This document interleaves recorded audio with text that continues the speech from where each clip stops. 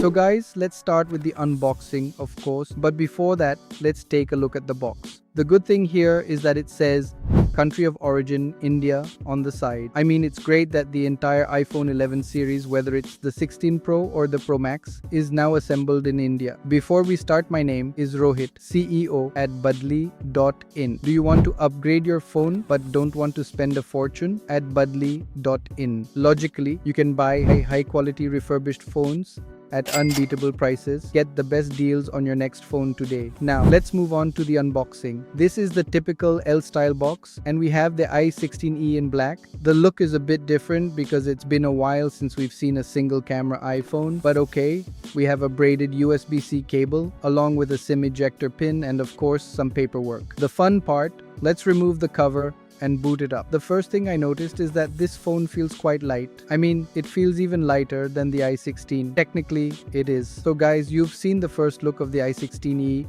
and this completes the lineup, starting from the single camera iPhone 11 to the dual camera iPhone 11 Pro and then the Pro Max. If we take a basic overview of this phone and its features, you'll find a familiar design with flat aluminum sides. We get a 6.1-inch Super Retina HD display with a 60Hz refresh rate and a notch that houses a 12-megapixel autofocus front camera with Face ID. On the sides, we have the power button on the right, nothing on the top, and volume up-down buttons, along with an action button on the left, similar to the newer iPhones. At the bottom, there's a USB-C port with speaker grills and a microphone. On the back, the phone comes in two colors, black and white, with a matte finish glass back. There's a slight design change in terms of grip, as the sides are slightly rounded compared to the flat edges of the i16. Internally, it's quite similar to its predecessors, but the advantage of having a single camera is that Apple has managed to increase the battery capacity, resulting in better battery backup. Speaking of cameras, this is the first time in a long while that we're seeing a single camera iPhone, but the camera itself is really good. 48 megapixels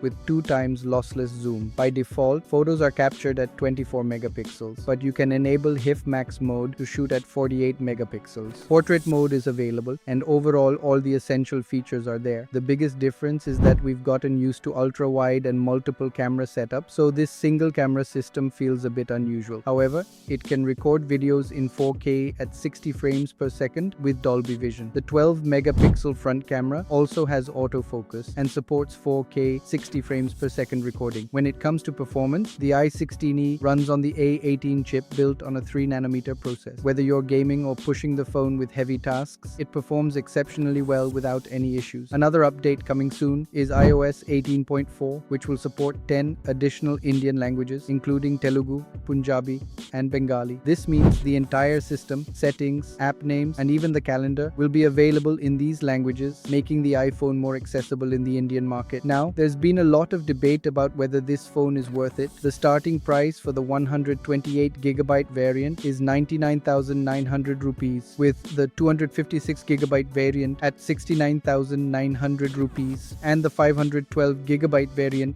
at 99,900 rupees. It is the most affordable model in the lineup, but considering that the iPhone 11 often goes on sale at a lower price, the question is whether this phone fits into the lineup effectively. For many people switching from older button phones to iPhones, this could be a great entry-level option. But if you're looking for a more versatile camera experience or dynamic island, the iPhone 11 might still be a better choice. What do you guys think about this phone? Let me know your thoughts in the comments, and I'll see you in the next video.